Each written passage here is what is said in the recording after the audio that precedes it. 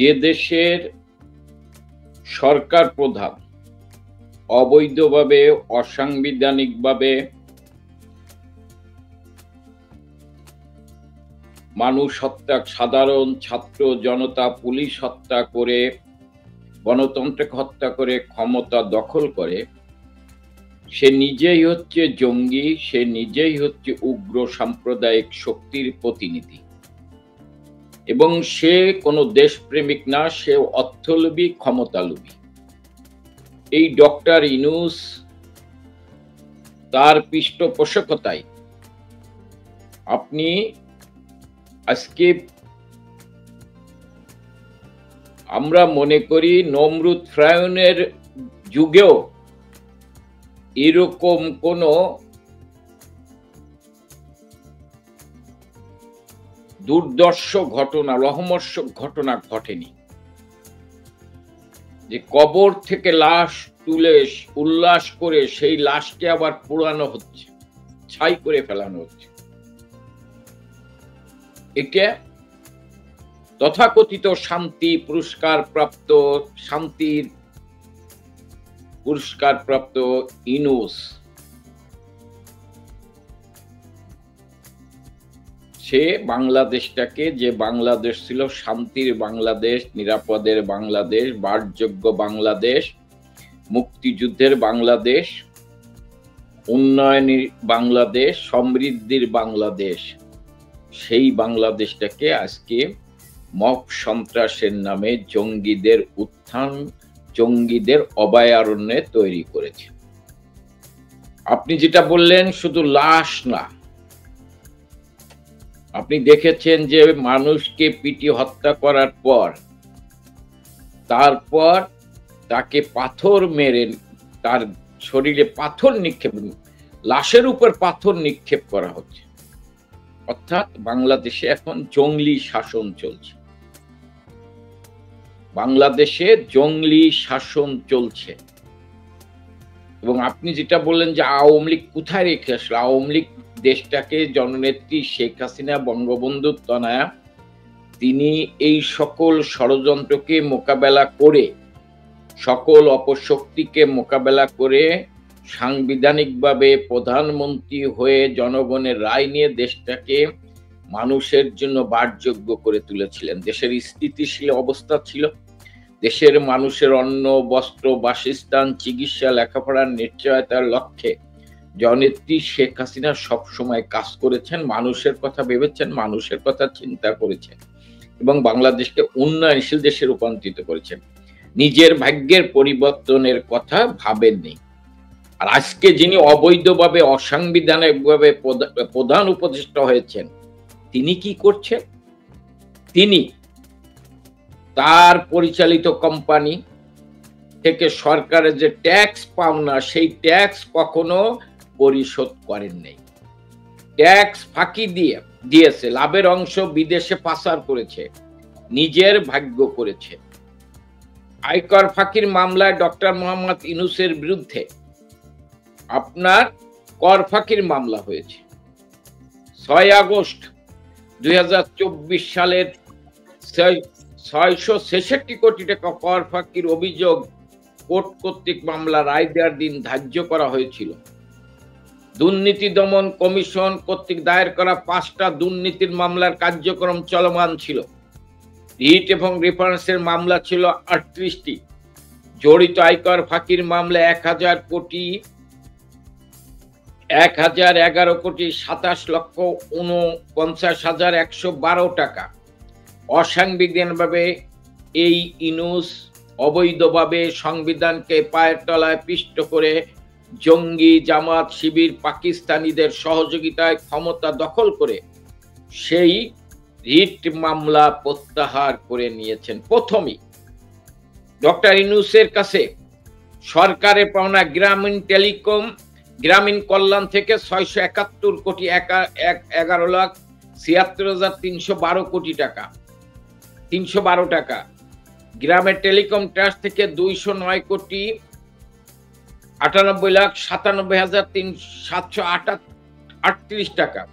গ্রামীণ শক্তি থেকে 57,25,190 টাকা। এই টাকা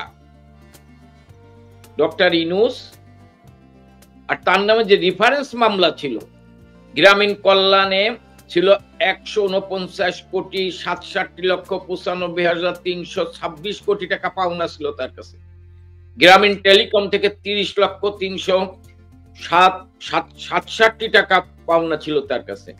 গ্রামীণ ট্রাস্ট থেকে ১,২৭,২২,৬৬৪ কোটি টাকা পাওনা ছিল। এই ইউনূস সরকারের কর ফাঁকি দিয়ে জনগণকে দেশের প্রান্তিক চাষীদের শোষণ করে হাজার হাজার কোটি টাকা বিদেশে পাচার করেছেন এবং গ্রামীণ ফোনের মাধ্যমে বছরে $15 বিলিয়ন পাচার করেছেন। সেই ইউনূসের হাতে যখন দেশের ক্ষমতা, এবং এই ক্ষমতা কামাল ভাই, এই যে আগুনে লাশ পুরানোর পরে ইউনূসের মুখপাত্র প্রেস সচিব বলেছেন ছাত্রলীগের ছেলে এই লাশটা পুড়িয়েছে। শোনেন, যে রুমি ফারহানা ওকে বলছেন না বাসাল, এই ব্যাপারে আমি আর কোনো মন্তব্য করতে চাই না। বাংলাদেশে আজকে ইউনূস ক্ষমতা নিয়েছেনই বাংলাদেশকে ধ্বংস করার জন্য, বাংলাদেশকে অস্থিতিশীল করার জন্য, বাংলাদেশকে আফগানিস্তান পাকিস্তানের চাইতে খারাপ অবস্থা তৈরি করার জন্য। ৭১-এর স্বাধীনতা যে ভুল ছিল এটা প্রমাণ করতে ইউনূস, জামাত, গংরা চায়, তাদের আন্তর্জাতিক মোড়লরা চায়। আর ৭১ বাঙালি মুক্তিযুদ্ধ করেছিল প্রিয় মাতৃভূমিকে মুক্ত করার জন্য, এই একদিনের জন্য নয়। একদিন এই মুক্তি বাংলাদেশ স্বাধীন হয়নি, হাজার বছর ধরে বাঙালি স্বপ্ন দেখেছেন এবং বঙ্গবন্ধুর নেতৃত্বে বঙ্গবন্ধু প্রায় 14টি বছর পাকিস্তানের কারাগারে নির্যাতিত হয়েছেন, নিপীড়িত হয়েছেন, ফাঁসির মঞ্চে গিয়েছেন। বঙ্গবন্ধুর নেতৃত্বে 30 লক্ষ লোক জীবন দিয়েছেন, বাঙালি ঐক্যবদ্ধ হয়েছেন, 2,70,000 মা বোন ইজ্জত দিয়েছেন, 1 কোটি লোক ভারতে আশ্রয় নিয়েছেন, 2 কোটির উপর লোক তার ঘর বাড়ি ধ্বংস হয়েছেন, মাথা গোঁজার ঠাঁই ছিল না। এত ত্যাগের বিনিময়ে বঙ্গবন্ধুর নেতৃত্বে বাংলাদেশ স্বাধীন হয়েছে এবং সেই বাংলাদেশের অর্থনৈতিক মুক্তির জন্য বঙ্গবন্ধু কর্মসূচি বঙ্গবন্ধু হত্যা করা হয়েছিল। কারণ তাদের সেই স্বাধীনতা বিরোধী সেই সাম্রাজ্যবাদী শক্তিরা বলেছিল, তলাবিহীন ঝুড়ির বাংলাদেশ বলে তুলনা করেছিল, 100 বছর বাংলাদেশ ঘুরে দাঁড়াবে না। কিন্তু জননেত্রী শেখ হাসিনা বঙ্গবন্ধুবিহীন বাংলাদেশে গণতন্ত্র, মানুষের ভোটের অধিকার প্রতিষ্ঠা করে বাংলাদেশকে এক অনন্য উচ্চতায় নিয়ে গেছিল। এবং আপনি জানেন সাংবাদিক হিসেবে যে শুধু ভারতের অর্থনীতিবিদরা না, পাকিস্তানের অর্থনীতিবিদরা, পাকিস্তানের সাংবাদিকরা, তারা বলেছেন হামাগো বাংলাদেশ বানিয়ে দেয়। যখন শেখ হাসিনার নেতৃত্বে বাংলাদেশ বিশ্বের মর্যাদাশীল দেশ, উন্নয়নশীল দেশে রূপান্তরিত হয়েছে, সেই প্রতিশোধ নেওয়ার জন্য ইউনূসকে দিয়ে সাম্রাজ্যবাদী অপশক্তি আর পাকিস্তানিরা আর তাদের দোসর জামাত, শিবির, বিএনপি এবং জঙ্গিরা মিলে আপনি সেই সুন্দর বাংলাদেশ, সেই স্বপ্নের বাংলাদেশ, সেই উন্নয়নশীল বাংলাদেশ, সেই বাংলাদেশকে ধ্বংস করার জন্য 2024-এর যে তথাকথিত ইউনূসের ম্যাটিকুলাস ডিজাইন, যে ডিজাইনের মধ্যে দিয়ে বাংলাদেশের সাধারণ মানুষ, সাধারণ ছাত্রদের সাথে প্রতারণা করে, তাদের ভিতর মিথ্যা অপপ্রচার করে 7.62 রাইফেল ব্যবহার করে, শুধু এটা আমার কথা না,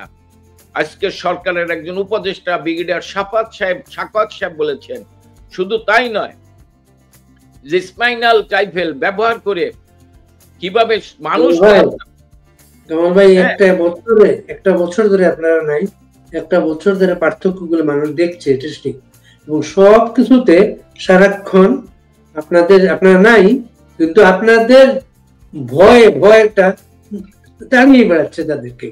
এর মাঝে আপনারা আরো ভয় দেখানোর মতো যে কাজগুলো শুরু করেছেন, বিশাল বিশাল মিছিল বের করেছেন ঢাকায়। আমাদের তৃণমূলের নেতা কর্মীরা তারা ঐক্যবদ্ধ, যেভাবে সারা বাংলাদেশে নির্যাতন করা হচ্ছে, এখানে আমাদের কারো কোনো অবদান নাই। সবচেয়ে বড় অবদান হচ্ছে বঙ্গবন্ধু তনয় জননেত্রী শেখ হাসিনা। তিনি সারা বাংলাদেশের তৃণমূলের কর্মীদের কাছে শক্তি, অনুপ্রেরণা দিচ্ছেন। আপনি এই ইতিমধ্যে দেখেছেন যে ভোলাতেও যদি একজন খতিবকে, মসজিদের খতিবকে হত্যা করা হয়েছে, এবং ভোলাতে আপনি কয়েকদিন আগে দেখেছেন যে ছাত্রলীগের সদর উপজেলার ভাইস প্রেসিডেন্ট আরিফ, তাকে রাত 3:30টার সময় বাছার নিচে ডেকে এনে সে তার বাবা মাকে দেখতে গিয়েছিল, পালিয়েছিল। খবর পেয়ে তাকে রাত 3:30টার সময় ডেকে এনে বাসার সামনেই নির্মমভাবে পিটিয়ে হত্যা করে। রক্তাক্ত দেহ পড়েছিল। বাবা যখন ফজরের নামাজ পড়তে বাসা থেকে বেরোচ্ছে, তখন বাসার সামনেই দেখেন একমাত্র ছেলে আরিফের রক্তাক্ত দেহ পড়ে আছে। এই পরিবারটা খুবই অসহায় অবস্থায় আছে, ওদের মা বাবার সাথে আমরা কথা বলেছি। হ্যাঁ, এরকম এদের এইরকম লক্ষ লক্ষ আরিফের বাবার আজকে হাজারি, মায়ের হাজারি, বোনের হাজারি। আমাদের প্রিয় নেত্রী কিন্তু সঙ্গে সঙ্গে আরিফের বাবার সাথে কথা বলেছেন, মায়ের সাথে কথা বলেছেন, একমাত্র বোনের সাথে কথা বলেছেন। আমাদের নেত্রী কিন্তু সারা বাংলাদেশেই এইভাবে তৃণমূলের কর্মীদের সাথে কথা বলে তাদেরকে সাহস যোগাচ্ছেন, সুসংগঠিত করছেন। যা কিছু হচ্ছে এর সমস্ত কৃতিত্ব হচ্ছে বঙ্গবন্ধু তনয় জননেত্রী শেখ হাসিনা। আমরা মনে করি যে সরকার, এই অবৈধ অসাংবিধানিক সরকার যেভাবে দেশটাকে ধ্বংসের দিকে নিয়ে যাচ্ছেন, মানুষের জীবনের নিরাপত্তা নাই, গুম, খুন, হত্যা আজকে প্রতিদিন নিত্য নৈমিত্য ব্যাপার হয়ে দাঁড়িয়েছে। যেখানে বলা হচ্ছিল আপার আসবে না, মিছিল আর হবে না, আওয়ামী লীগ ফিরবে না, এই বড় মিছিলগুলোর ম্যাজিকটা কি? শোনেন, আমি এই যে কথা বললে অতীতে চলে যেতে, বঙ্গবন্ধু হত্যা করার পর মনে করেছিল অনেক যে আওয়ামী লীগ আর কোনোদিন ফিরে দাঁড়াবে না। এই কারণে ওরা যাতে আওয়ামী লীগ ঘুরে দাঁড়াতে না পারে, এই কারণে বঙ্গবন্ধুর 10 বছরের সন্তান শেখ রাসেলকে হত্যা করেছিল। কারণ ওরা জানে, ঘাতকেরা জানে যে বঙ্গবন্ধুর রক্তের কেউ যদি বেঁচে থাকে তার উপর বাঙালিরা ভর করে দাঁড়াবে, ঘুরে দাঁড়াবে। এই কারণে ওরা 10 বছরের রাসেলকে হত্যা করেছিল। কিন্তু আল্লাহর রহমতে বঙ্গবন্ধুর 2 তনয় শেখ হাসিনা, শেখ রেহানা বেঁচে গিয়েছিলেন। এবং আপনি দেখেছেন সেই দুঃসময়ে, আপনি ছিলেন কিভাবে জননেত্রী শেখ হাসিনা সারা বাংলাদেশে মৃত্যুকে উপেক্ষা করে, যাকে বারবার আঘাত করা হয়েছে হত্যা করার জন্য, হামলা করা হয়েছে তাকে হত্যা করার জন্য, তার চলার পথকে কণ্ঠকাকাকীর্ণ করার জন্য, কিন্তু বাবার মতো কারো কাছে মাথা নত করেনি, মৃত্যুকে ভয় পায়নি। তিনি বাঙালিকে ঐক্যবদ্ধ করেছেন সেদিন জিয়া এরশাদ, খালেদা জিয়ার দুঃশাসনের বিরুদ্ধে, গণতন্ত্রকে প্রাতিষ্ঠানিক রূপ দেওয়ার জন্য, মানুষের ভোটের অধিকার প্রতিষ্ঠার জন্য। শুধু ভোটের অধিকার না, মানুষের মানে অন্ন, বস্ত্র, বাসস্থান, খাদ্যের জন্য মানুষ যাতে ভোট ও ভাতের লড়াই তিনি করেছেন এবং তিনি সফল হয়েছেন। জনগণ তার ডাকে সাড়া দিয়েছেন, তার পিছে নেমেছেন এবং দলকে, আওয়ামী লীগকে রাষ্ট্রীয় ক্ষমতা এনেছেন। যারা বলেছিল যে আওয়ামী লীগ কোনোদিন ঘুরে দাঁড়াবে না, 100 বছর আওয়ামী লীগ কোনোদিন ঘুরে দাঁড়াবে না, বাংলাদেশ কোনোদিন ঘুরে দাঁড়াবে না, কিন্তু জননেত্রী শেখ হাসিনা বাংলাদেশকে ঘুরে দাঁড় করিয়েছেন। বাংলাদেশের জনগণ তাকে সমর্থন করেছেন। এবং যারা বলেছিলেন তলাবিহীন ঝুড়ির বাংলাদেশ, যারা বলেছিলেন বাংলাদেশ 100 বছরে ঘুরে দাঁড়াবে না, তাদের কথাকে মিথ্যা প্রমাণিত করেছিলেন বলেই তারা বারবার ষড়যন্ত্র করেছেন। ষড়যন্ত্র করে যখন জননেত্রী শেখ হাসিনাকে ক্ষমতাচ্যুত করতে পারে নাই, তখন প্রস্তাব দিয়েছেন, আপোষ করার চেষ্টা করেছেন, সামরিক ঘাঁটি করতে চেয়েছেন, সেন্ট মার্টিন চেয়েছেন, আপনার গ্যাস চেয়েছেন, কিন্তু বঙ্গবন্ধু তনয় মাথা নত করেননি। প্রধানমন্ত্রী শেখ হাসিনার আদর্শিক রাজনৈতিক উত্তরাধিকার সবই আমরা দেখেছি, এখনো দেখছি। আরো যে কামাল ভাই, এই বঙ্গবন্ধু তনয় স্নেহে ভালোবাসায় বিশাল একটা আত্মীয় গ্রুপ, তারা দেশকে যে পর্যায়ে নিয়ে গিয়েছিল, তারা নিখোঁজ, অথচ তারা বড় বড় পদ পেয়েছিল, কিন্তু ওই পদগুলা নিখোঁজ এখন পর্যন্ত। কি বলবেন আত্মপক্ষ? দেখেন, আমি তো বললাম যে সবাই তো আর সাহস, সবাই তো ক্রাইসিস মোকাবেলার মতো হয়তো এরকম সাহসিকতা বা দক্ষতা থাকে না, যেটা বঙ্গবন্ধু তনয়া জননেত্রী শেখ হাসিনার আছে। আমরা আওয়ামী লীগের নেতা কর্মীরা অনেকের এরকম সাহস বা দক্ষতা থাকে। দুই একজন যারা কথা বলছেন, যারা কাজ করছেন, তৃণমূলের নেতা কর্মীদের সাথে যোগাযোগ করছেন, এদেরকেও সাহস দিচ্ছেন জননেত্রী শেখ হাসিনা। জননেত্রী শেখ হাসিনার নির্দেশে সাহসিকতা অর্জন করেই সারা বাংলাদেশে তৃণমূলের নেতা কর্মীদের সাথে আমরা কথা বলার চেষ্টা করছি, আমরা দলকে সুসংগঠিত করার চেষ্টা করছি, জননেত্রী শেখ হাসিনার পাশে থেকে সহযোগিতা করছি। মিছিলের বিষয়টা, মিছিলের ম্যাজিকটা, এই মিছিলে খুব সাধারণ মানুষের অংশগ্রহণ, এই ম্যাজিকটা আপনাদের মূল্যায়নটা কিছুটা না, এটি কর্মীরা ধরেন ঘরে থাকতে পারতেছে না, বাবা মারা যাচ্ছে, ছেলে জানাজায় যেতে পারছে না, আপনি এলাকায় ঢুকতে পারছেন না, এলাকায় গেলে গ্রেপ্তার হচ্ছে, মব সন্ত্রাস হচ্ছে, পিটিয়ে হত্যা করছে।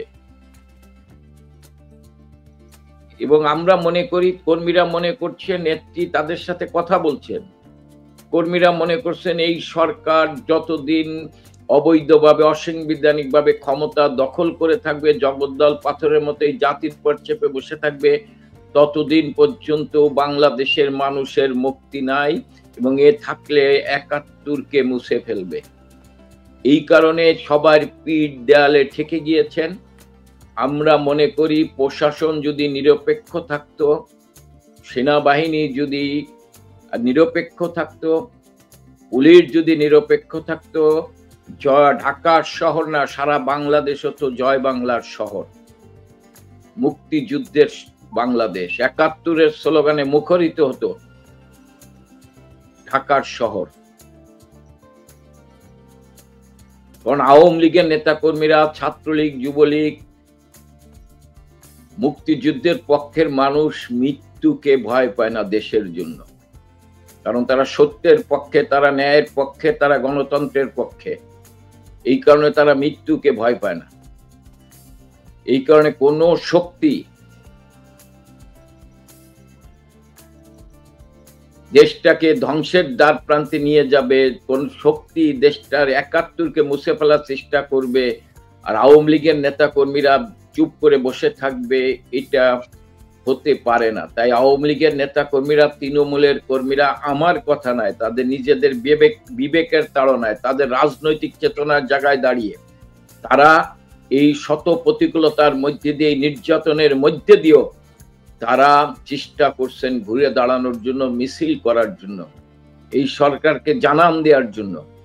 এবং আমরা মনে করি ধীরে ধীরে বাংলাদেশের সাধারণ মানুষ তাদের বাঁচার অধিকার প্রতিষ্ঠার জন্য, তারা ভালোভাবে বেঁচে থাকার জন্য তারা রাস্তায় নামবে এবং গণবিস্ফোরণ হবে। সেই বিস্ফোরণে এই অবৈধ অসাংবিধানিক ক্ষমতালোভী, অর্থলোভী এই জঙ্গিদের পৃষ্ঠপোষক এই ইউনূসকে বিদায় নিতে হবে। কিছু মিডিয়া, বিদেশি মিডিয়া হঠাৎ করে আওয়ামী লীগের বিপক্ষে রিপোর্ট করছে। বিবিসি বলেছে কলকাতায় আপনাদের অফিস আছে, তারপরে একটা অনলাইন তারা রিপোর্ট করেছে আওয়ামী লীগের ৩ জন নেতাকে কেন্দ্র করে। এগুলো কিভাবে বলবেন? বিবিসি যেটা বলছেন আওয়ামী লীগের কলকাতায় অফিস আছে, আমি বিবিসির প্রতি শ্রদ্ধা রেখে বলতে, একটা আন্তর্জাতিক মিডিয়া শ্রদ্ধা রেখে বলছি, তারা এসে বলুক না কোথায় কোন আওয়ামী লীগের অফিস আছে।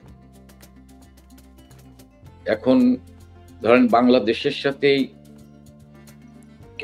কলকাতার অনেকের সাথে অনেকের ভালো সম্পর্ক, ব্যক্তিগত সম্পর্ক থাকতে পারে, কারো বন্ধু বান্ধবের অফিস থাকতে পারে। সেই অফিসে যে যদি কেউ আড্ডা মারে, আপনি যদি সেই অফিসে যে আড্ডা মারেন, তাহলে কি আওয়ামী লীগ অফিস হয়ে যাবে?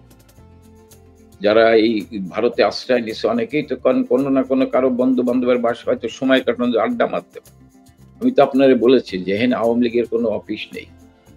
আর যেটা বলেছেন, দেখেন আমি মনে করি আমাদের আন্তর্জাতিক বিষয়গুলো এটা জননেত্রী শেখ হাসিনার নির্দেশনা নিয়েই আমাদের নেতৃবৃন্দ দেখাশোনা করতে। এমনি ভাগ করা ছিল, নেত্রী সবাইকে এক একজনকে এক এক গ্রুপে এক একটা দায়িত্ব দিয়েছিলেন। আমাদের যেমন দায়িত্ব দিয়েছিলেন সংগঠন দেখার জন্য, সংগঠনকে গতিশীল করার জন্য। এরকম জননেত্রী শেখ হাসিনা আমাদের সংগঠনকে গতিশীল করার জন্য দায়িত্ব দেওয়া হয়েছে কাকে কাকে বলা যায় এটা? ওই প্রশ্নটার উত্তর পরে দিয়ে আপনি যেটা প্রশ্নটা ক্লিয়ার করি যে এরকম দায়িত্ব দেওয়া হয়েছে। সেইখানে আপনি যেটা বলছেন যে 3 জন নেতার সম্পর্কে আমি ধরেন এটা নেত্রী তাদেরকে দায়িত্ব দিয়েছেন, নেত্রী ভালো জানেন, নেত্রী বুঝতে পারেন আমাদের চাইতো যে কে কিভাবে দায়িত্ব পালন করতে হবে। একটা কথা আপনাকে জানিয়ে রাখি, আজকে আমাদের দলের নেতা কর্মীদের এই অবৈধ ইউনূস সরকার নেতা কর্মীদের চরিত্র, আমাদের নেতৃত্বের চরিত্র হনন করার জন্য তারা বিভিন্ন ষড়যন্ত্র করছে এবং দলের ভিতর নেতা কর্মীদের মনোবল দুর্বল করার জন্য অনেক ধরনের ষড়যন্ত্র অপপ্রচার হচ্ছে। আমি মনে করি এটা অপপ্রচার বা এই ষড়যন্ত্রের একটা পার্টও হতে পারে। আপনি ওই যে চন্দন নন্দীর রিপোর্টটাকে ইউনূসের ষড়যন্ত্র বলছেন? আমি এটা চন্দন নন্দী কি কার সাথে কি আলাপ করে করছেন এটা আমি জানি না। উনি কোন সোর্সে, উনি সোর্স যদি বলতে পারতেন তাহলে আমি মুদ্রা কথা উনি আওয়ামী লীগ নেতাদের সাথে কথা বলছেন। আওয়ামী লীগ কোন নেতা বলছে সেই নেতা হয়তো ওনার উত্তর দিতে পারে। আমি মনে করি যে আমাদের দলের নেতৃত্বের সম্পর্কে বিভিন্ন নেতাদের সম্পর্কে মিথ্যাচার অপপ্রচার করে দলের ভিতর দলকে দুর্বল করার একটা প্রক্রিয়া ইউনূস সরকার শুরু করেছেন। আমি মনে করি আজকে সেটার একটা ষড়যন্ত্রের একটা অংশ হতে পারে। সংগঠনকে সংগঠিত করার জন্য যে দায়িত্ব যাদেরকে দেওয়া হয়েছে তাদের নামগুলোকে বলেছেন? তাদের নামগুলোকে আমরা জানতে পারি কাদেরকে নেত্রী দায়িত্বটা দিয়েছেন? না, সংগঠন শক্তিশালী করার জন্য তো যখন আমরা ধরেন ছিল আমাদের সম্মেলনের মাধ্যমে 8টা সাংগঠনিক সম্পাদক ছিল, 8টা বিভাগ দায়িত্ব ছিল, জয়েন্ট সিটি 4 জন ছিল, তারা 2টা বিভাগ করে দায়িত্ব ছিল, আমাদের একজন প্রেসিডিয়াম মেম্বার থাকতেন, তার নেতৃত্বে জয়েন্ট সিটি অর্গানাইজিং সিটি সহ আমাদের যারা সেন্ট্রাল কমিটির ওই বিভাগের নেতৃবৃন্দ ছিল তাদেরকে দিয়ে একটা টিম করে দেওয়া হতো সংগঠনকে গতিশীল করার জন্য।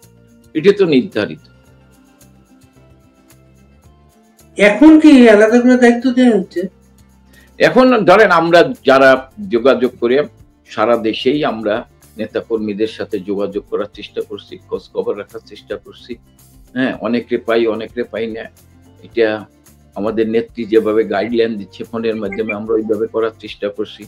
সর্বোপরি নেত্রী অনেক থানা লেভেলে, ইউনিয়ন লেভেলে নিজে কথা বলছে, নিজে কর্মীদের সাথে কথা বলছেন। এটাই তো বড় শক্তি। আমি এসএম কামাল একবার একজন কর্মীর সাথে কথা বলি, লক্ষবার একজন কর্মীর সাথে কথা বলে সে যতটুকু সাহস পায়, বঙ্গবন্ধু তনয়া শেখ হাসিনা 30 সেকেন্ড একটা কর্মীর সাথে কথা বললে সে কয়েকশো গুণ সাহস শক্তি পায়। সেই জননেত্রী শেখ হাসিনাই তো তৃণমূলের নেতা কর্মীদের সাথে কথা বলছে প্রতিদিন, প্রতি মুহূর্তে। সর্বশেষ ঢাকায় যে বড় মিছিলটা গুলশানের দিক দিয়ে সে নারিশপুর দিকে আসছে, ওই মিছিল শুরুর আগে তিনি খুব জুনিয়র একটা ছেলের সাথে কথা বলেছেন এবং সে তাকে দোয়া করে কি বলেছেন সেটা পোস্ট দিয়েছে ফেসবুকে। খুব জুনিয়র একটা ছেলে। ওইটা হচ্ছে ওর কাছে ওইটা প্রেরণা। কারণ শেখ বঙ্গবন্ধুর নির্দেশে যেমন এই দেশের মানুষ পাকিস্তান হানাদার বাহিনীর বুলেটের রাইফেলের সামনে বুক পেতে দিতেন, আওয়ামী লীগের তৃণমূলের কর্মীরা শেখ হাসিনার জন্য বুক পেতে দিতে কখনো দ্বিধাবোধ করে না। এই কারণে বঙ্গবন্ধু তনয় যখন মিছিলের শুরুতে যদি তার, আপনি যেটা বলেন, যদি কথা বলে থাকে, ওইটা তার কাছে সবচেয়ে বড় শক্তি, বিশাল প্রেরণা তার জন্য। বড় শক্তি ওইটা হচ্ছে বঙ্গবন্ধু তনয় কথা বলেছেন। ও তখন জীবন দিতে প্রস্তুত থাকে শেখ হাসিনার জন্য। ছাত্রলীগের নেতারা কথা বলছেন, আওয়ামী লীগের নেতারা কথা বলছেন, কিন্তু যুবলীগের কেউ কথা বলছেন, কেউ শুনতে জানে না। কিন্তু হয়তো কথা বলতেছেন, আমরা আপনারা দেখতেছি না, তাতে ফোনে তারা যোগাযোগ করছেন তাদের নেতা কর্মীদের সাথে। আগে যে আমি জানছি যে আপনি তো এরশাদ বিরোধী আন্দোলনের সময় ডাকসু ইলেকশনের একটা পার্ট ছিলেন আপনি। ডাকসু আপনার সেই সময় চমৎকার সব কাজগুলো আপনারা করেছেন। এই যে ডাকসু ইলেকশনটা হচ্ছে, সাবেক এবং ছাত্র নেতা হিসেবে আপনি কিভাবে দেখছেন এটা? এই ডাকসু নির্বাচন তো হচ্ছে মানে পাতানো নির্বাচন আমি মনে করি। এটা সাধারণ ছাত্ররা তাদের মতামত ব্যক্ত করতে পারবে কিনা আমার সন্দেহ। মানে সাধারণ ছাত্ররা তো যেতেই পারে না, মব সন্ত্রাস করে তাদেরকে পিটিয়ে অনেক ছাত্রকে ছাত্রত্ব বাতিল করে দেওয়া হয়েছে। একটা ছেলে জীবনে একবারে তো ছাত্রলীগের মিছিলে গেছে, তাকে বিশ্ববিদ্যালয়ে ঢুকতে দেওয়া হচ্ছে না। সকল ছাত্রের ভোট অধিকার প্রয়োগ করার অধিকার কি আছে? এটা তো নাই। একটা অংশের ভোট নেওয়া হচ্ছে, ভোট নিয়ে ডাকসু নির্বাচন করছে। সর্বজন গ্রহণযোগ্য নেই, সর্বজনীন নির্বাচন হচ্ছে। সাধারণ ছাত্র ছাত্রীরা অংশগ্রহণ করতে পারবে এই নির্বাচনে। শিবিরের জামাত শিবিরের ভিপি আছেন, জামাত শিবিরের একটা ডাকসু করা হচ্ছে, এই তো? হ্যাঁ, এটা জামাত মানে দীর্ঘদিন পর জঙ্গিরা রাষ্ট্রীয় ক্ষমতা দখল করছে, জামাত রাষ্ট্রীয় ক্ষমতা দখল করছে, তারা ডাকসুকে তাদের একবার ডাকসুর স্বাধীনতার পর ঢাকা বিশ্ববিদ্যালয়ে কোনোদিন তারা মিছিল করতে পারেনি, আজকে ডাকসু নির্বাচন তার প্রতিনিধিত্ব করছেন, তো তাদের বড় বিজয়। এবং শিবিরের ভিপি প্রার্থী ছাত্রলীগের কমিটিতে ছিলেন। স্বাধীনতার পর থেকে শুধু নয়, বঙ্গবন্ধুকে হত্যা করার পর থেকেও ঢাকা বিশ্ববিদ্যালয় পবিত্র অঙ্গন কোনদিন এই ৭১-এর পরাজিত শক্তিদের প্রেতাত্মারা ঢাকা বিশ্ববিদ্যালয়ে কোনোদিন চিৎকার করে উঠতে পারেননি। আজকে তারা হচ্ছে শক্তিশালী। এটা কিভাবে বলবেন কামাল ভাই? শিবিরের ভিপি প্রার্থী ছাত্রলীগের কমিটিতে ছিল। জানেন, আমরা ১৫ বছর রাষ্ট্রীয় ক্ষমতায় ছিলাম। ছাত্রলীগ আমাদের সহযোগী সংগঠন। অনেকেই ছাত্রলীগকে, আমি তো এই ব্যর্থতা আমি অস্বীকার করি, অনেকেই ছাত্রলীগের নাম লিখিয়েছেন, আমরা হয়তো তাদেরকে ওইভাবে শনাক্ত করতে পারিনি বা চিন্তাও করিনি। আজকে যেমন প্রমাণ হচ্ছে যে ছাত্রলীগ কোনো ছাত্রের রক কাটতে পারে না, এটা এই দৃষ্টান্ত হচ্ছে শিবিরের। আজকে যতগুলো ছাত্রলীগ, যাদের কারণে ছাত্রলীগের ভাবমূর্তি ক্ষুণ্ণ হয়েছে এই ১৫ বছরে, আজকে তো প্রমাণ যে তারা এই যে ছদ্মবেশী, এই যে অনুপ্রবেশকারী শিবির ছিল, তারা এই ঘটনা ঘটিয়ে ছাত্রলীগের ভাবমূর্তি ক্ষুণ্ণ করেছেন। আপনি আমাকে প্রশ্ন করতে পারেন যে আপনারা কেন বাইরে ধরতে পারেন? এই ব্যর্থতা আমাদের আছে, আমি এই ব্যর্থতা স্বীকার করি। আওয়ামী লীগের আরেকজন ডিপ্রাইভ নেতা আব্দুল লতিফ সিদ্দিকী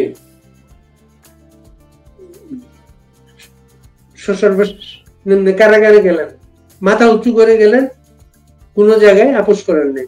শুধু তার ভাই কাদের সিদ্দিকী তিনি বললেন তারা জয় বাংলা চান, আওয়ামী লীগ না, বঙ্গবন্ধু চান, শেখ হাসিনা না। কি বলবেন? আমি এই ওনার বক্তৃতা নিয়ে কোনো মন্তব্য করতেছি না। উনি একজন মুক্তিযোদ্ধা, ওনাকে আমি শ্রদ্ধা করি, কিন্তু ওনার বক্তৃতা নিয়ে আমি কোনো কথা বলতে চাই না। আমি শুধু একটা কথা আপনাকে বলতে চাই যে আজকের বাংলাদেশ, আপনি সাংবাদিক পান্নাকে গ্রেপ্তার করার পর তার বুকে বুলেট প্রুফ জ্যাকেট, মাথায় হেমলেট, 2 হাত পিছনের দিকে রেখে হাত বেড়ি, তারপরেও তার কণ্ঠকে চেপে ধরা হচ্ছে। এই হচ্ছে বাংলাদেশ। বাংলাদেশের গণতন্ত্র, বাংলাদেশের সংবাদপত্র, বাংলাদেশের আদালত, বিচার ব্যবস্থা এরকম এইভাবে কণ্ঠ চেপে ধরা হয়েছে। এবং বিশ্ববিদ্যালয়ের একজন শিক্ষক সংবিধানকে উঁচু করে বলছেন এই সংবিধানকে রক্ষা করার জন্য আমরা এসেছি। সেই শিক্ষককে মব সন্ত্রাস করে আজকে গোটা জাতির সামনে না, আন্তর্জাতিকভাবে ইউনূসের চরিত্র, ইউনূসের সরকারের চরিত্র ফুটে উঠেছে, যে ছাত্র, শিক্ষক, মুক্তিযোদ্ধা, বুদ্ধিজীবী, সাংবাদিক, আইনজীবী, বিচারপতি কেউ এই সরকারের অধীনে, এই সরকারের আমলে নিরাপদ না। তারা মব সন্ত্রাসের শিকার এবং তারা অনিশ্চয়তার ভিতরে তাদের দিনাতিপাত করতে হচ্ছে। এই হচ্ছে বাংলাদেশ। সাধারণ মানুষ বাদ দিয়ে দিলাম, যে দেশে কবর থেকে লাশ তুলে সেই লাশকে পোড়ানো হয়, এই তো বাংলাদেশ। এই বাংলাদেশ ইউনূস বিদেশিদের এজেন্ডা বাস্তবায়নের জন্য এই বাংলাদেশকে এই অবস্থায় নিয়ে এসেছে। এর বিরুদ্ধে আমরা মনে করি এই জনপদের মানুষ রুখে দাঁড়াবেই, গণবিস্ফোরণ তৈরি হবেই। কারণ আমার জীবনের যখন নিরাপত্তা থাকবে না, আমার পেটে যখন ভাত থাকবে না, আমার মাথা গোজার ঠাই যখন কেড়ে নেওয়া হবে, তখন আমি পিছনে আমার দেয়াল পিঠ যখন দেয়ালের পিছন যখন দেয়ালের পিঠ থেকে যাবে, আমি যখন পিছাতে পারবো না, তখন আমি এগোবেই সামনের দিকে। এবং বাংলাদেশ জনগণ দিনে দিনে তারা সামনের দিকে এগোবে এবং এই জনবিস্ফোরণেই ইউনূস জঙ্গিরা পালিয়ে যাবে, পালানোরও পথ পাবে না। নতুন একজন মার্কিন রাষ্ট্রদূত আসছেন, যিনি এখানে ছিলেন আগেও, মানে রাজনৈতিক দিকগুলো দেখতেন। তিনি বাংলাদেশের রাজনৈতিক নেতাদের সবাইকে চেনেন, জানেন। তার ব্যাপারে কোনো অভিজ্ঞতা আছে আপনার? না, এই ব্যাপারে আমি আন্তর্জাতিক বিষয়ে কোন রাষ্ট্রদূত বিষয়ে আমি কোনো মন্তব্য করতে চাই। মার্কিন চার্জ অ্যাফেয়ার্স সর্বশেষ বলেছেন যেটা, যে তারা একটা শান্তিপূর্ণ নির্বাচন চান, সবাইকে নির্বাচন চান, এই কথাটা বলেন নাই। অথচ আমেরিকা আপনাদের সব সময় সবাইকে নির্বাচনের কথা বলতো। আপনাদের কি খরচের খাতায় ফেলে দিয়েছে তারা? 71 সালের আগের থেকে এই সাম্রাজ্যবাদী শক্তি কে আমরা কখনোই তাদেরকে চ্যালেঞ্জ করে আমরা লড়াই শুরু করেছি। 70-এর নির্বাচনের আগেও বঙ্গবন্ধুকে বলেছিলেন সেন্ট মার্টিন দিতে, বঙ্গবন্ধু দেননি, শোনেননি। দেশ স্বাধীন হওয়ার পর বঙ্গবন্ধুকে বলেছিলেন, শোনেননি। তারপরে কৃত্রিম দুর্ভিক্ষ সৃষ্টি করা হয়েছিল, বঙ্গবন্ধুকে হত্যা করার ক্ষেত্র তৈরি করেছিলেন। আবার বঙ্গবন্ধুবিহীন বাংলাদেশে বঙ্গবন্ধুর টানায় গণতন্ত্র প্রতিষ্ঠা করেছেন, মানুষ ভোটে ভাতের অধিকার প্রতিষ্ঠা করে দেশটাকে অনন্য উচ্চতা নিয়ে গেছেন। বারবার তাকে 2001 সালে আপনার মনে আছে যে ক্ষমতা ছাড়ার মাসখানিক আগে বাংলাদেশের ইতিহাসে তো ক্ষমতা শান্তিপূর্ণভাবে হস্তান্তর করেছেন একমাত্র বঙ্গবন্ধুর টানায় জননেত্রী শেখ হাসিনা। সেই ক্ষমতা হস্তান্তরের আগে বিল ক্লিন্টন এসেছিলেন, 24 ঘন্টার জন্য বাংলাদেশে এসেছিলেন, 24 ঘন্টার মধ্যে। সেদিন তার মুখের উপর বলে দিয়েছিলেন বঙ্গবন্ধুর তনায় যে 50 বছর রিজার্ভ থাকার পর তারপরে ভাববো গ্যাস দেওয়া যাবে কিনা। তারপর তাকে ক্ষমতা আসতে দেওয়া নেই, ষড়যন্ত্র করা হয়েছিল, বিএনপি ক্ষমতা এসেছিল গ্যাস দেওয়ার ওয়াদা করে। আবার 2011-তে শেখ হাসিনাকে মাইনাস করার চেষ্টা করা ছিল, তাকে গ্রেপ্তার করা ছিল, তাকে হত্যা করার সোলো পয়জন দিয়ে হত্যা করার চেষ্টা করেছিল, মাথা নত করেনি। আবার যখন জনগণের রায় নিয়ে ক্ষমতা আসলেন, বারবার ষড়যন্ত্র হয়েছে, সামরিক ঘাঁটি করতে চাইছে, সেন্ট মার্টিন চাইছে, অনেক কিছু চাইছে, বঙ্গবন্ধু টানায় মাথা নত করেননি। আমরা মনে করি আওয়ামী লীগের শক্তি হচ্ছে জনগণ। জনগণ যখন রুখে দাঁড়াবে, জনগণ যখন ঐক্যবদ্ধ হবে, তখন কোন শক্তি শেখ হাসিনা আওয়ামী লীগ এর অগ্রযাত্রাকে ব্যাহত করতে পারবে না। কারণ শেখ হাসিনা বাংলাদেশে, আমি তো বললাম, শেখ হাসিনা, আওয়ামী লীগ, বাংলাদেশের জনগণ এক অভিন্ন। মাঝে মাঝে জনগণকে বোঝানো হয়, ষড়যন্ত্র করার জন্য। একটু শেষ করবো, আবার একটু কলকাতায় যাই। কলকাতায় আপনারা কোন রেস্টুরেন্টে বসে মিটিং করলেও সেই ফুটেজটা কিন্তু বাংলাদেশের গোয়েন্দাদের হাতে চলে আসে। আপনারা কোনো একটা নেতার পাশে বসে কথা বললেও সেটাও চলে আসে। এই বিষয়গুলো কি আপনারা চিন্তা করেছেন? দেখেন, আমি তো ক্যালকাটায় থাকি না, তারপর ক্যালকাটা হ্যাঁ মাঝে মাঝে ফোনে নেতাদের সাথে কথা বলে। আপনি যেটা বলছেন, দেখেন ইউনূস সরকার তো চেষ্টা করছেন অর্থ দিয়ে সবকিছু দিয়ে, হ্যাঁ, আমাদের নেতাদের কর্মকাণ্ড অনুসরণ করছেন। ঠিক ধরেন সুবিধাবাদী বা সুযোগ সন্ধানী তো সবসময় থাকেই আর কি। এখন এখানে তো সরকারের, ক্যালকাটাতে তো ইউনূস সরকারের লোকজন আছে, তারা তো চেষ্টা করবে যে আওয়ামী লীগের নেতারা কে কি করছেন, কোথায় কি করছেন, এটা তো তারা চেষ্টা করবে। এবং এই এজেন্ট আমাদের ভিতরেও থাকতে পারে, আমি জানি না। আমাদের নেতারা আপনি রেস্টুরেন্টে মিটিং আমার জানা মতে তো করে খুব কম, হয়তো মিটিং টিটিং করে না। এইখানে হয়তো অনেক সময় অনেকে দেখা হয় না। ধরেন যদি আমি যদি কখনো যদি ক্যালকাটা যাই তখন কারোর সাথে দেখা করি, এইটা হতে পারে। সবাই তো আর ক্যালকাটা থাকে না, আমি যেমন ক্যালকাটা থাকি না। এক নেতাকে জিজ্ঞেস করা হয়েছিল যে আপনার বাসায় বসছেন, একজনের দেখা করতে গেছেন, ওইটা কিভাবে আসে? উনি বলছেন যে যখন একজন নেতা আসেন তার সাথে ওদের এক দুজন ছেলেও থাকে, ওদের কারোর মাধ্যমে হতে পারে। সেটা হইতে পারে। আমি যদি কারোর সাথে দেখা করতে যাই ক্যালকাটা কারো বাসায়, আমার সাথে একটা ছেলে থাকতে পারে, তাকে সে হয়তো তার মাধ্যমে তো নিউজ নিয়ে নিতে পারে, এটা হইতে পারে। আওয়ামী লীগ নিজেকে সুরক্ষিত রাখতে কি করছে আমরা জানি না, কিন্তু বাংলাদেশের ভবিষ্যতের জন্য বিষয়গুলো খুবই গুরুত্বপূর্ণ। এইটা এখন জাতির কাছে, আপনি যেটা বলেন যে সুরক্ষিত রাখার জন্য, এটা জাতির কাছে এখন গোটা জাতি এখন উপলব্ধি করছেন। এবং যারা আওয়ামী লীগের সমালোচনা করত কিন্তু বঙ্গবন্ধু জয় বাংলা তারা ধারণ করত, তারাও এখন বা ৭১ চেতনাকে ধারণ করত, কিন্তু আওয়ামী লীগের সমালোচনা করতেন, ক্ষমতাসীন আওয়ামী লীগের সমালোচনা করতেন। এবং তারা এখন বুঝছেন যে আমরা ভুল করেছি, আমরা প্রতারিত হয়েছি। মুক্তিযুদ্ধে ৭১ এটা নিরাপদ হচ্ছে শেখ হাসিনার কাছে, আওয়ামী লীগের কাছে। এটা এই ১২ মাসে এইটা প্রমাণিত হয়েছে। এবং যারা এই চেতনাকে ধারণ করে তারা এটা বিশ্বাস করে। এবং তারা যে ভুল করেছেন ইউনূসের তথাকথিত ম্যাটিকুলাস ডিজাইনে পা রেখে, এটা আজকে তারাই বলছেন। সেই সাধারণ ছাত্রছাত্রীরাও বলছে, সাধারণ মানুষও বলছে।